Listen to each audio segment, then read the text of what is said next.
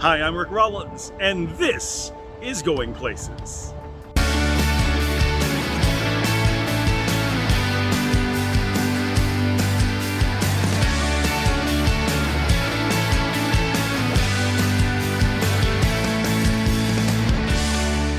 Well, as we all know, February is considered a month of love. All month long, we'll be celebrating love, legacy, and history on Going Places. When I started thinking about who I wanted to have on the show to talk about love, one person came to mind, and that would be my dear friend of over 30 years, Robin Mitchell. Hey, Robin, how are you? I'm great, Rick. How are you? I'm doing well. So Robin will be with us the entire month. We're going to call him the Love Doctor. And he will be with us the entire month talking about the different facets of love. Tonight, we'll start this conversation. We want you to write in, and if you have questions, we'll even create segments where Robin in his own time can answer them, and we'll put them into the show. But we're going to make sure that when you leave this month, that you will have the love that you desire because you have the love that you inspired. Right, Robin? That's right. You got it. Oh, so Robin, when you talk to a lot of people about love all the time, you get people writing you, you do seminars, you do workshops, you preach about it, you teach about it, you live it every day with one of my besties and his lovely wife Anita. And I just really think that we should start with what is love really? Well, love is an action. Well, a lot of times people think they know what love is, but they've been taught wrong. And a lot of times they have a struggle in showing how to love and implementing love in their lives. But when you've been taught wrong, you can't do it right. So the challenge is learning how to love right so you can love better. Okay. And so one of the challenges that I have in a lot of instances when I'm coaching people, and I consider myself a love coach, if you will, and coaching people to love better, is breaking that preconceived idea of what love is. And it's more than just a feeling, it's literally an action. True love, real love, true love is inspired love. We have to be shown how to love. We have to be shown how to love right. And if you've never been shown that, if you've never seen that, you don't even know what it looks like. So when it happens, you don't even know what's really going on. So the challenge is learning how to love and learning how to love right so you can learn to love better. See, and when you said that, I heard, if you don't learn how to love better, you'll always love bitter. You got that right. And I think that that's what happens because we've been fed a line of goods. I had to get Saturday morning, and some children may be watching, but as you know me.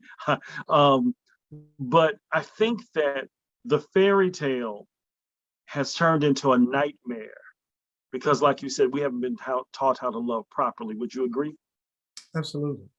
Too many times we get caught up in the romance of love and not the daily activity of love, which really means real love is a sacrifice, a sacrificial love. That means I care more about you. As my wife would say, I love you more than I love myself. First time she told me that messed my head up for a week.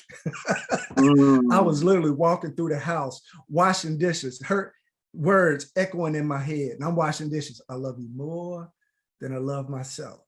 Vacuuming the carpet. I love you more than I love myself. Picking up her shoes. I love you more than I love myself. At the gas station, pumping gas in her car, her words ringing in my ears. I love you more. It literally challenged me to love her more. She said those words to me. I love you more than I love myself. I'm willing to sacrifice my desires, my wants, my needs for you because you mean that much to me. When we learn how to do that, that changes everything. Everything. That changes everything. Because, you know, I think that what I hear a lot of times is when people say, I need somebody to complete me. And anytime I counsel, I say this: you better come to the table 100% you. Because if you don't come to the table with 100% you, it's never going to be what it could be, because you were not a whole person when you came to complete this half of the relationship. Yeah, the challenge with that is everybody wants a 10, right? We all want that person that is, in our eyes, in our mind, a 10. But in reality, when our 10 sees us, will our 10 see a 10? Or will our 10 see a 5? Come on, sir. And that's why a lot of people walk around collecting 5 2s to make up a 10. That ain't what you want. That is not what you want. No, it's not. Yeah, if you do it right, 1 10 will be more than enough. But you need to be the 10 you're looking for. Wow. So many times people come ill-equipped to meet their 10. They're lacking in areas. They have a standard, they have a list of things that they're looking for, and they don't meet half the things in that list. And isn't that interesting? I mean, didn't mean to cut you off, but isn't that interesting that somebody comes with this list and they don't even fulfill the list? What they're looking for, they don't mirror it. Right. And the audacity, the unmitigated gall to even do that. Wow. Right. I had never thought about that like that, but that's a light bulb, aha moment, call it what you want to. That's true. It's like, I know who I am. I know what I bring to the table. And one of the things that I said for my daughter and I have made this commitment: no more projects. I'm not here to fix you. I'm not here to heal you. I'm not here to grow you up. Because if I got to do all that, what's that old song? I can do bad all by myself. That's right. And so I think that you wow, that's a good place to take this break. When we come back, when a 10 meets a 10, how does love begin? When Going Places continues right after this. See what I did there? I rhymed. We'll be back right after this.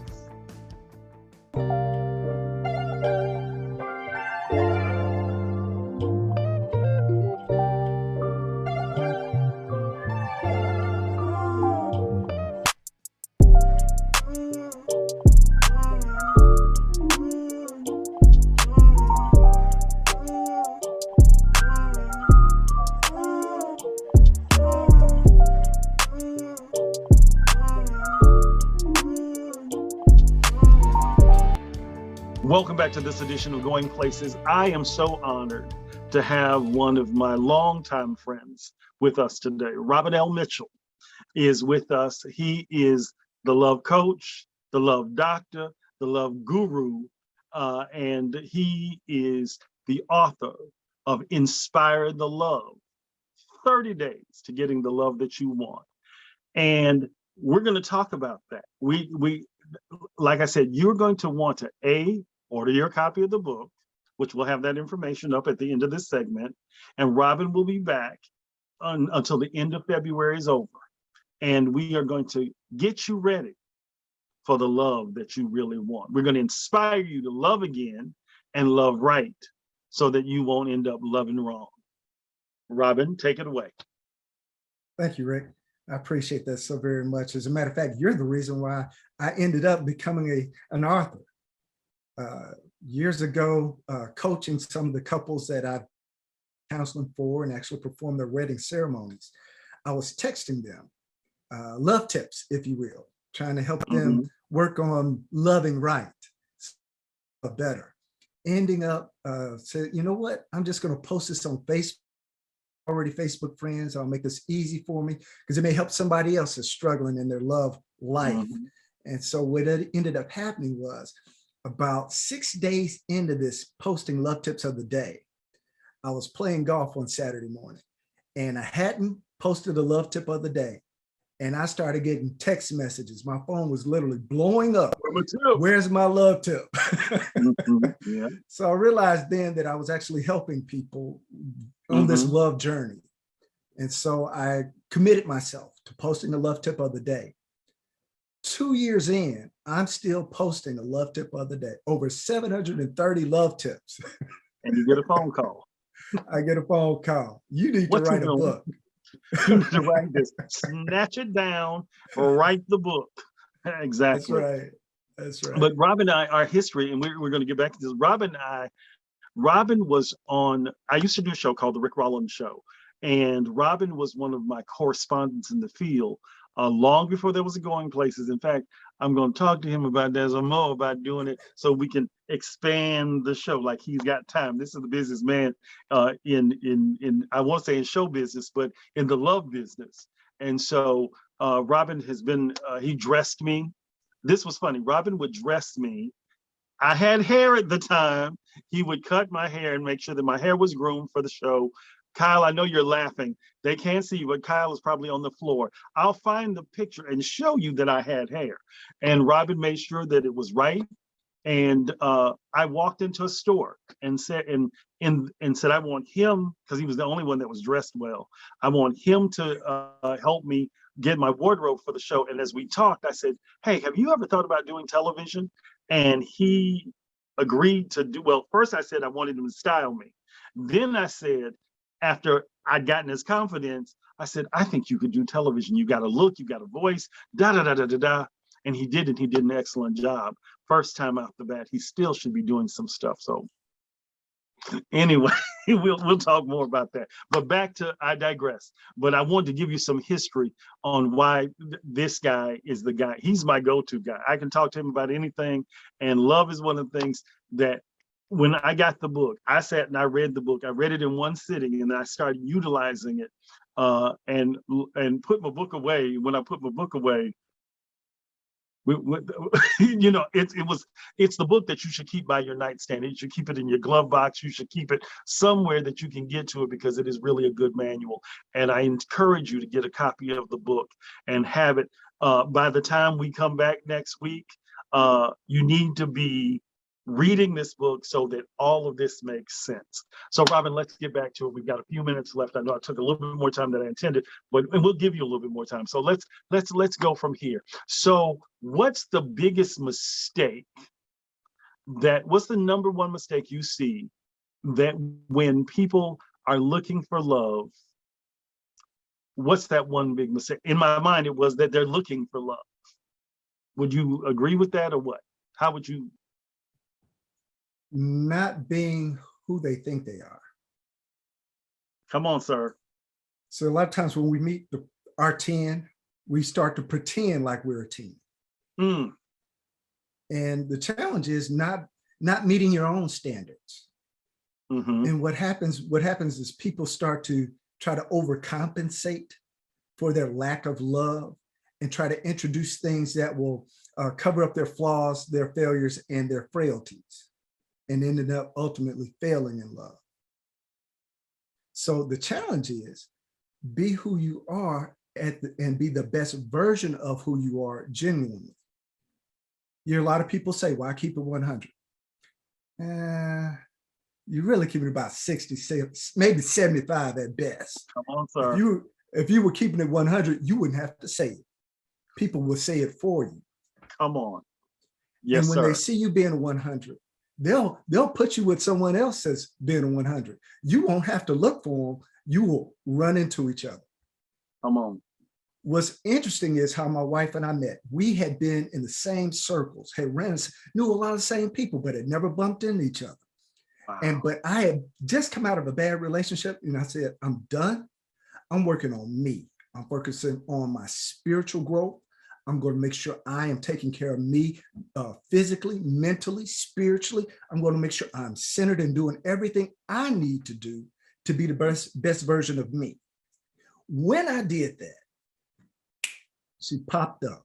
Literally wasn't looking for, and me and some coworkers were talking about the woman of our dreams. And then she walks in. And wow. I'm like, wow, that's the woman of my dreams right there. Wasn't looking for her. I was working on me, working on becoming the 10 I wanted to see. We continue our conversation with Robin on our next show. Be sure to join us again next week. Coming up next, we go to Ursula's History Shop.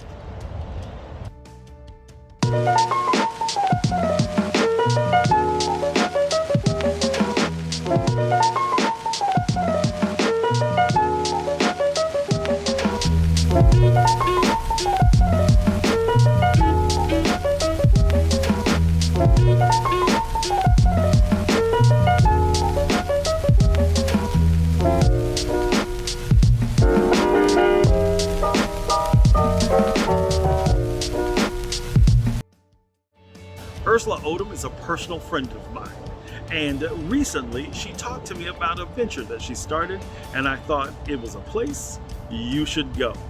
It's Ursula's History Shop. Let's take a look.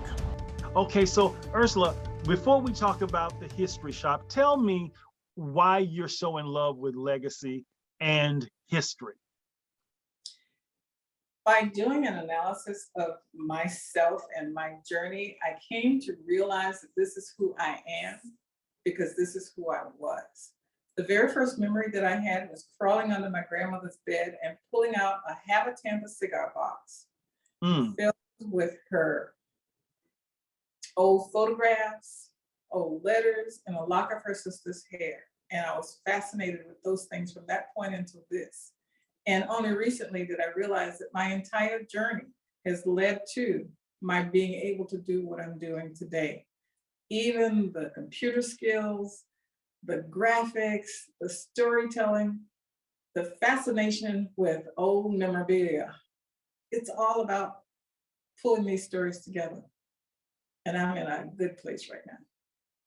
And I can tell, you're always brilliant in your presence. It's just always this, but I can see it shining more because you are in your wheelhouse fully.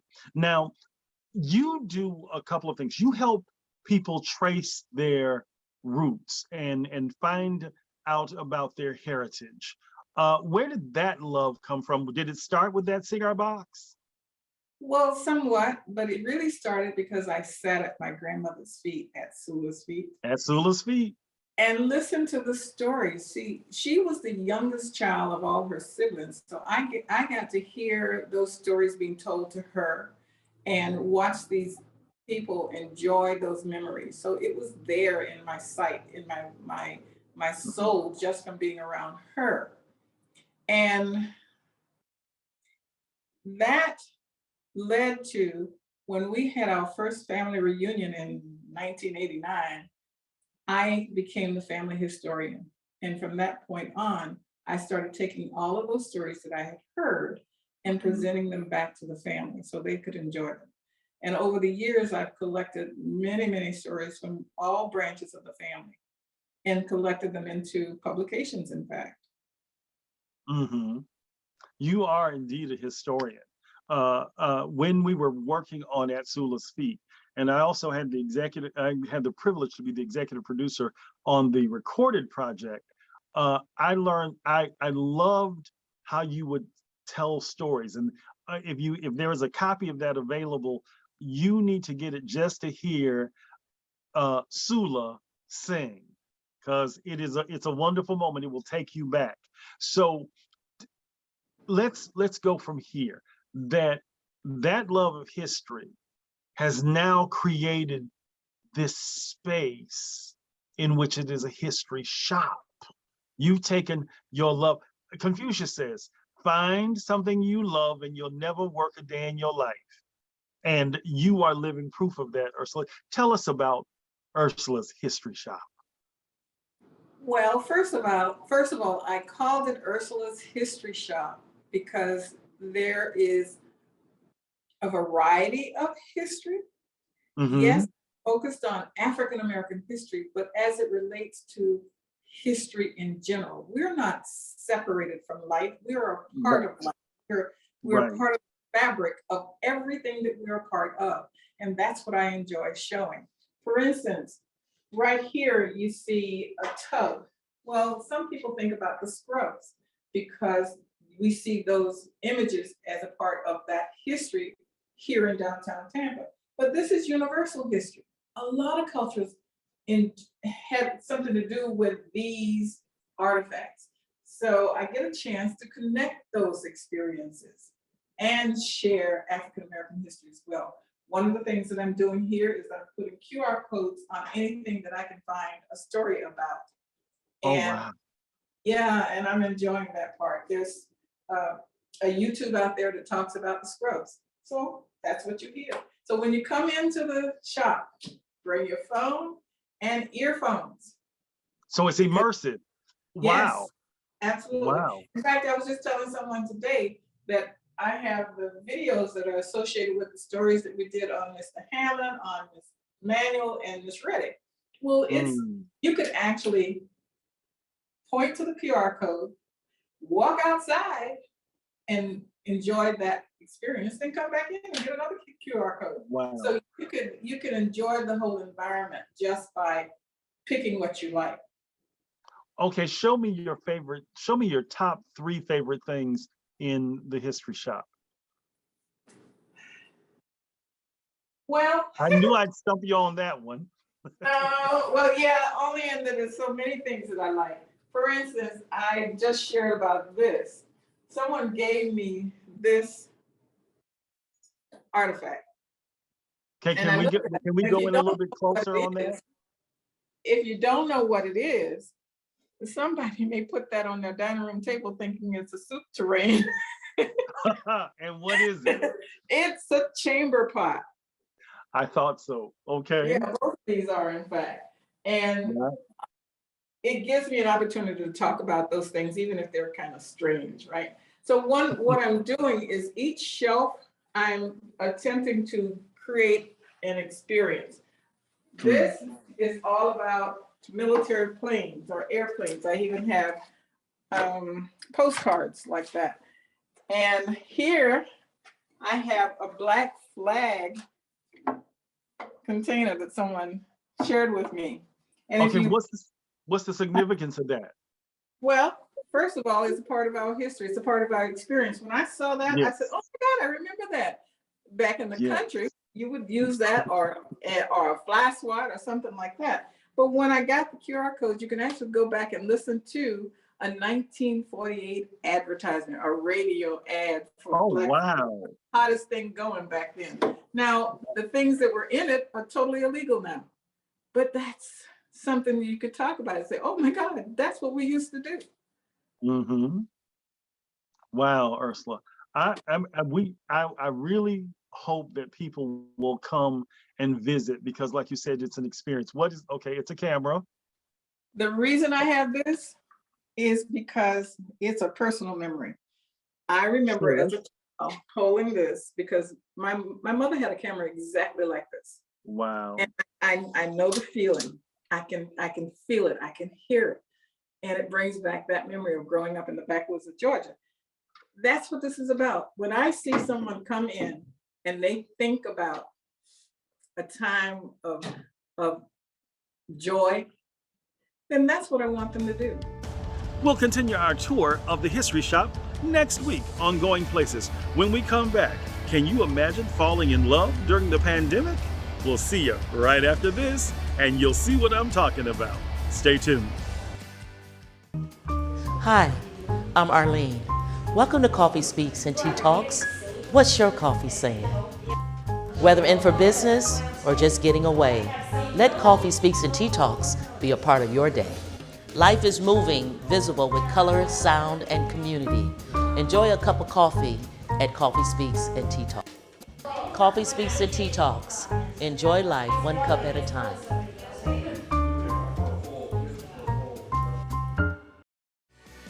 Norman Harris and his lovely wife Alicia met during the pandemic. Their love story is epic.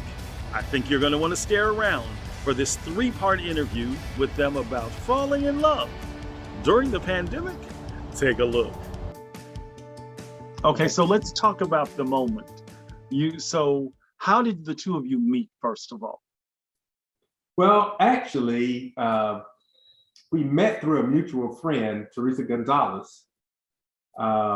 Teresa, I learned later, told Alicia about me, and she told me about Alicia, and by her knowing both of us, she felt that we would make a good match. I kind of blew the idea off initially, but when COVID hit, I was forced to slow down and rethink some things. I was like, maybe, that's not a bad idea. So perhaps it took COVID to put me in a position to rethink some things that I obviously had about myself that was not in my best interest. I think that COVID was the come to Jesus moment that everybody had about themselves. And so you realize that it is not good for man to be alone, to quote the book. Amen. When I was alone in that house with that shutdown hit, those words took new meaning. It's not good for a man to be alone.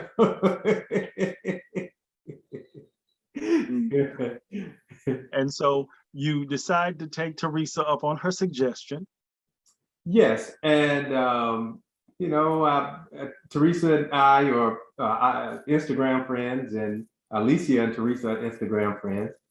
So Alicia, before we get to that exit, how he got himself out of this, tell me, did when you saw Norman, what was your initial impression of Norman Harris, Esquire? Well, it took a while for us to meet in person. So like he said, we kind of met through social media. And that was actually what he was explaining was the first attempt to talk to me through Instagram. Okay. And he said that you're beautiful, or she's beautiful, or something like that. And so I took it as, yes, she is very beautiful, because, he commented on my friend. And he's like, no, I meant you. But I guess with that comment, I was interested, but I didn't know what was going on with that. I was like, is he like me, or is he like my friend? And then I guess Teresa ended up talking to him about it, and he was like, no, I really was trying to talk to her. And I couldn't find his page after that. So I didn't know if he was like still one of my friends. And so she kind of like reconnected us again. And then from then on, we had our first conversation. So now we know Norman can talk because he's a preacher too, and an attorney. Okay. He can definitely talk. Yeah. I remember her saying, "Well, I normally don't talk on the phone this long, so it's a plus that you kept my attention for this span of time on the phone." Well, we're out of time. I want you to make sure that you're with us again next week as we continue our conversation on inspiring the love you desire with Robin Mitchell. We'll find out Ursula's favorite things at the History Shop, and we'll continue the epic pandemic love story of Alicia and Norman Harris. Don't you miss a moment of Going Places next week. Until then, take care and be safe. We're going places. Don't you want to go along? Let's go.